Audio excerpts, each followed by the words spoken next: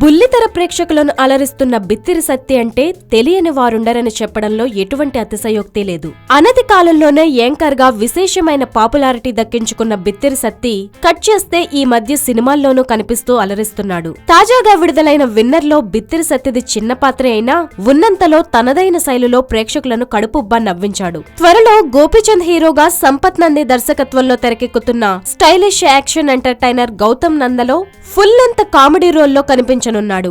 ఇది కాకుండా yes Shankar, Sunil combination లో తెరకెక్కుతున్న సినిమా కూడా చేస్తున్నాడు.